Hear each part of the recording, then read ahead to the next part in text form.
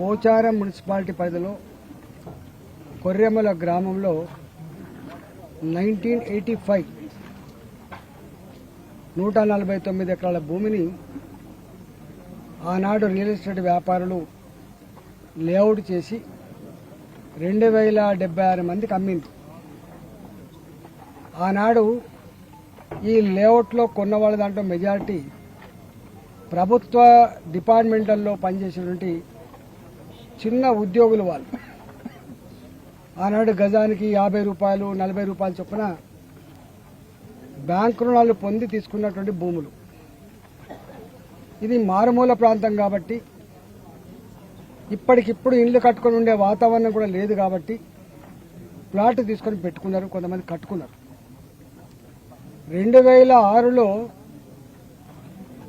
దొంగ document సృష్టించుకున్నటువంటి real estate వ్యాపారి దొంగ డాక్యుమెంట్ సృష్టించుకొని దీన్ని వ్యవసాయ భూమిగా ఆనాడు గ్రామ పంచాయతీలో ఉన్నటువంటి చిన్న ఉద్యోగిని పట్టుకొని వ్యవసాయ భూమిగా కన్వర్ట్ చేసుకున్నాడు.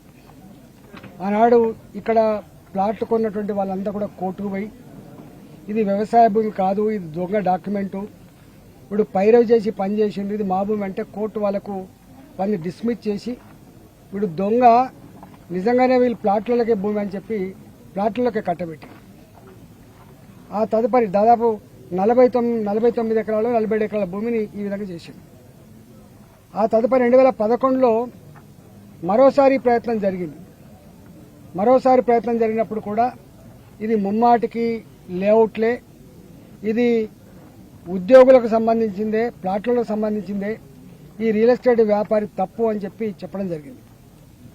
అయినప్పటికీ కూడా వదిలిపెట్టకుండా కొద్దిమంది అధికారుల అండదండలతో డిపిఓను పట్టుకొని ఇది వ్యవసాయ భూమిగా మళ్ళీ రాయించుకునే ప్రయత్నం చేసింది.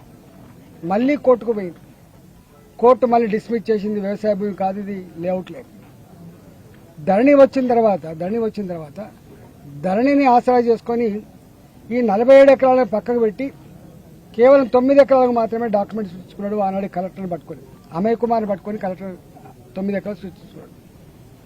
9 ఎకరాల తోడుగా ఇక్కడ ప్లాట్ల ఓనర్లు ఎవరైతే ఉన్నారో దౌర్జన్యం చేసి ఎన్నడుకున్నా మీకు చెందది, మీరు అనుభవించలేరు, మీరు అమ్ముకొని పోవాలని చెప్పి 40,000కు గజం ఉన్నదాన్ని 30,000 గజం ఉన్నదాన్ని 10,000కో 5,000కో మనిషిని బట్టి పరిస్థితిని బట్టి తీసుకుంటూ పోయాడు. ఒక 2076లో 206 ప్లాట్లను కూడా వీడు రియల్ ఎస్టేట్ బ్రోకర్ తీసేసుకున్నాడు. ఇవాళ పరిస్థితి ఏంటంటే 600 ఇళ్లు ఉన్నాయి ఇక్కడ ఏకశిలా నగర్లో. ఇవాళ దాదాపు 600 ఇళ్లు ఉంటే మిగతా ఇళ్లు కట్టుకోవడానికి పర్మిషన్ పోతే ఈ గ్రామ పంచాయతీ పాలక మండలి లేదు కాబట్టి ఈ మున్సిపాలిటీ వచ్చిన తర్వాత వీడికి ఎల్ఆర్ఎస్ ఇస్తలేరు. ఎల్ఆర్ఎస్ ఇవ్వకపోవడం వల్ల పాపం తిరిగి ఆశకు వచ్చి అక్కడక్కడ కొంతమంది రేకుల షెడ్లు వేసుకొని కట్టుకుంటా ఉన్నారు. ఈ రియల్ ఎస్టేట్ బ్రోకర్ ఈ మధ్య కాలంలో స్థానిక నాయకులను పట్టుకొని బ్రోకర్లను పట్టుకొని ఒక 100-200 మంది గుండాలను ఇక్కడ రోజు తాగిపించుకుంటా తినిపించుకుంటా కాపలా పెట్టి ఈ గుండాలు సరిపోతలేరని చెప్పి ఒక 10 కుక్కలు కూడా ఇక్కడ పెంచుకుంటా రోజు ఆడవాళ్లను తిట్టుడు, ఆడవాళ్ల మీద దౌర్జన్యం చేసుడు, ఎవరైనా ఇల్లు కట్టుకుంటే దాన్ని వీళ్ళే కూలగొట్టుడు, ప్రభుత్వంతో సంబంధం లేకుండా ఎన్ని దౌర్జన్యాలు జరిగినా, వీళ్ళు ఎంత గుండాయిజం చేసినా, వీళ్ళు ఎన్నిసార్లు భయపెట్టించినా వీళ్ళు సిన్సియర్గా పోయి పోలీస్ స్టేషన్లో కేసు పెడతా ఉన్నారు. అక్కడున్న ఎస్ఐ గారు, పోచారం పోలీస్ స్టేషన్లో ఉన్న ఎస్ఐ గారు కానీ సిఐ గారు కానీ ఎంత మేరకి మీరు ఆయన దాంట్లోకి పోవద్దని చెప్తున్నారు, మీ దగ్గర ఏం కాగితాలని చెప్పి సతాయిస్తున్నారు. వాని ఎంగిలిమెతలకు ఆశపడి ఈ పోలీసులు వాళ్ళ పక్షాన్ని ఉన్నారు తప్ప ఈ ప్రజల పక్షాన్ని లేరు. వాళ్ళు అనేక సార్లు వ్యక్తులుగా కోర్టులకు పోయి ఇవాళ వీటిని కాపాడుకునే ప్రయత్నం చేశారు. నిన్న నా దగ్గరికి వచ్చింది.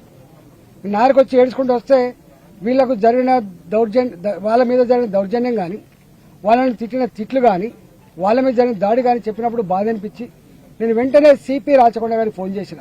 నీ ఇలాకాలోని పోలీసులు ఏం చేస్తున్నట్టు, పోలీసులంటే తెలంగాణ ఇంత గౌరవం ఉన్నది, విలువ ఉన్నది, మంచి పోలీసు అనే పేరున్నది, ఇట్లేం చేస్తున్నా అని చెప్పి వారితో మాట్లాడినా.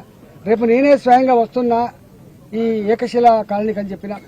కలెక్టర్ మేడ్చల్ గారికి ఫోన్ చేసిన, అయ్యా కలెక్టర్ గారు రోజు మీకు ఫోన్ చేయాలంటే కష్టమవుతోంది, ఎన్ని దౌర్జన్యాలు, ఎన్ని దుర్మార్గాలు, ఎన్ని భూ ఆక్రమణలు, పేదలకు అసలు న్యాయం ఉందా లేదా అనేటువంటి అనుమానం వస్తూ ఉంది. మీరు ఏం చేస్తున్నట్టు యంగ్ కలెక్టర్ అని చెప్పి వారితో కూడా మాట్లాడినా